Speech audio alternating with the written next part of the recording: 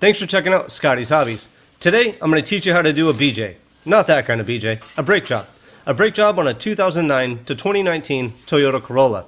This is a Corolla S, but it's going to be the same for all Corollas 09 to 19. First, lift the vehicle up from the proper jacking points. I'm going to show you that in just a second, and we need to remove the wheel. If you don't know how to remove the wheel, probably should take this somewhere else or have somebody else do the brake job for you the first time. Have them teach you how to do it. This job should take you about an hour and a half to 2 hours to get done. That's both sides on the rear, not just this one side. So about an hour and a half to 2 hours to do a rear BJ on this Toyota Corolla. You can see this is the proper jacking point where my jack is lifting. I'm using a rubber pad between my jack and the vehicle, and I got my jack stand right next to the jack just in case the vehicle falls while I am performing this brake job. Now first, we're going to remove the caliper bolts with a 14 millimeter on a 3/8 socket wrench. I'm using a 3 or 4 inch extension on my socket wrench to the socket so I could get past the parking brake assembly right there, the spring and everything. It gives me better, easier access. Remove both of your caliper bolts, set them off to the side, somewhere where you're not going to lose them, kick them, and make them fall down the driveway or anything. Just set them off to the side. If you have a little magnetic bowl, you might want to get one of those and set it on your jack so you can put all your bolts in it. The bolts aren't always magnetic, but it'll be easy to keep all your nuts and bolts in one spot when you're doing a job like this. Now to do this job, it's going to cost you about $90 if you use the links in the description below. That's for the brake pads, the hardware kit, and the rotors, everything. There'll be links for kits below. If you buy these parts at your local auto parts store, for both rotors, the brake pad set and everything, you'll be looking about $170 to $180 for everything. So if you have the time, use the links below, buy some parts on there. It'll save you a ton of money as well. After you remove the caliper bolts, remove the caliper. Don't let the caliper hang on the brake hose or the brake line. You don't want to cause any more damage and give yourself more work to do. So make sure you get something to support the caliper on the frame of the vehicle or somewhere on the vehicle. I'm using these cool S hooks. I just bought these. I've been using them for about a year now, and it saves a ton of time. It makes it so much easier. It's like a really good tool to have, and there'll be links for this as well if you look in the description. With the caliper off and supported on the frame, now we have easy access to the bracket. We're going to remove the 2 bolts that hold the bracket on, and this is going to be a 14 millimeter socket as well. I always recommend using a 6-point socket to do this, but whatever you have, it's going to work. And it's pretty convenient that the 14 millimeter works on the caliper and the bracket. You don't have to have a bunch of tools to get this job done. Now set the caliper bracket off to the side. We're going to clean up the slider pins and lube them up, as well as replace the hardware kit momentarily, so just set that off to the side. Now we can remove the rotor.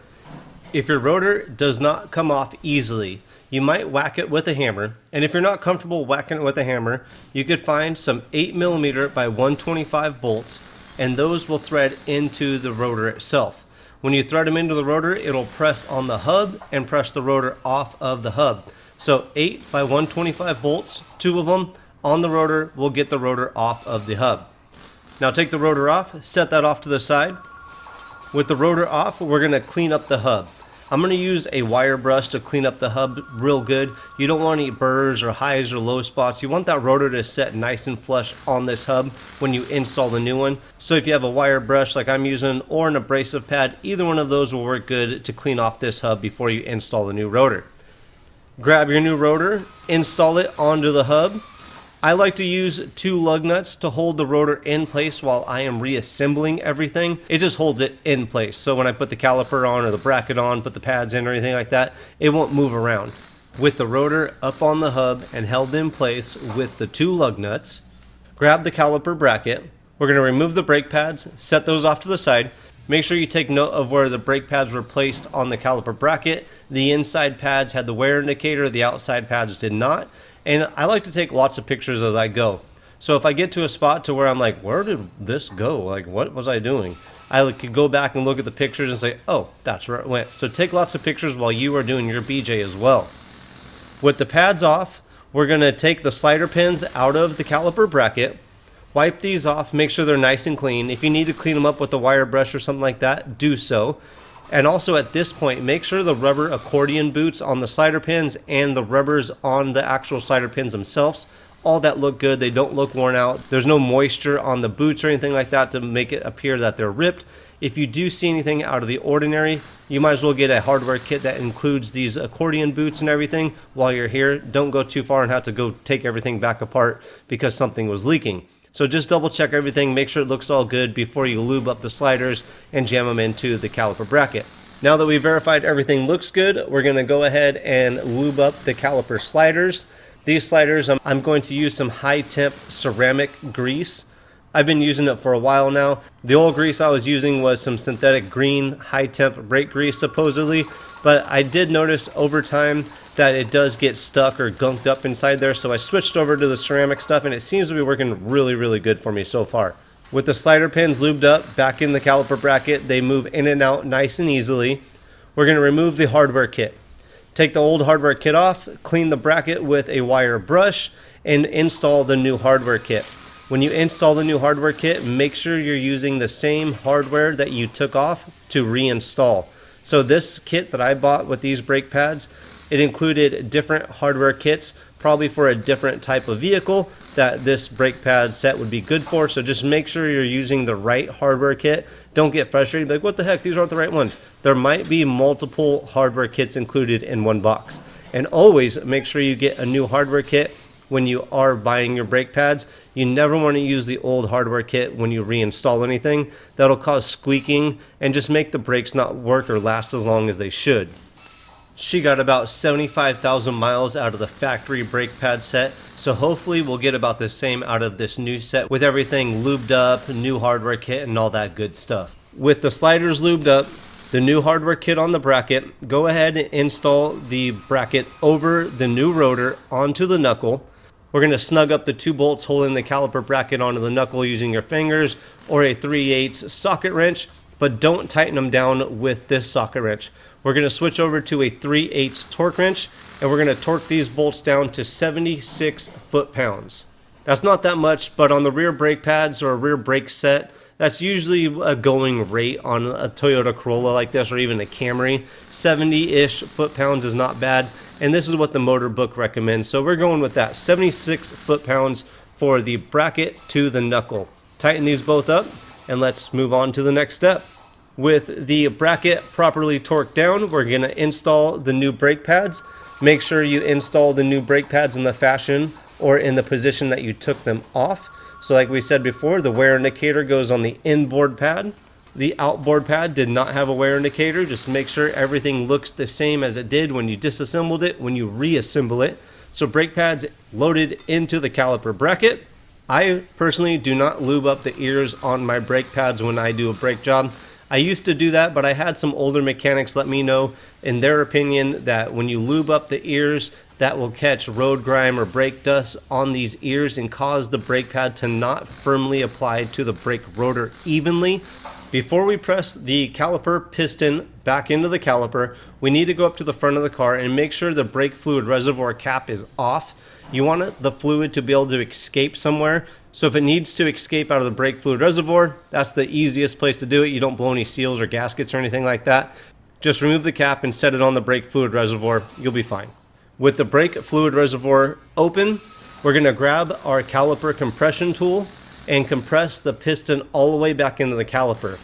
On this caliper, this piston, you can't use a C-clamp and just push it in. It twists into the caliper. So this brake caliper compression tool I'm using, it's got ears or teeth in it that line up with the caliper piston. And what it's going to do, while it applies pressure inward, it's going to turn that piston in a clockwise fashion, and that'll push the piston back into the caliper itself.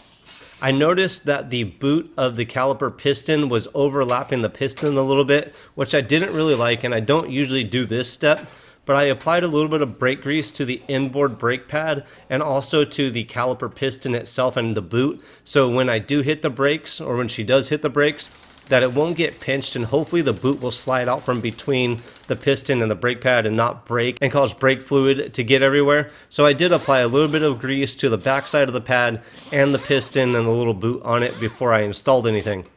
Now install the caliper over the brake pads onto the caliper bracket. If you have a problem lining this all up, you might need to push in the caliper slider pins to get the caliper to fit over them. So just take note of everything. Don't force anything together. It should slide, go back together very, very easily. Also, make sure to take note that you do not hit the brake pads. You don't want to knock the shims or silencers on the backside of the brake pads off and cause them to rub on the rotor. You don't want to cause yourself to have to take everything back apart and do this job twice. So be careful when you put everything back together. It should go back together really easy.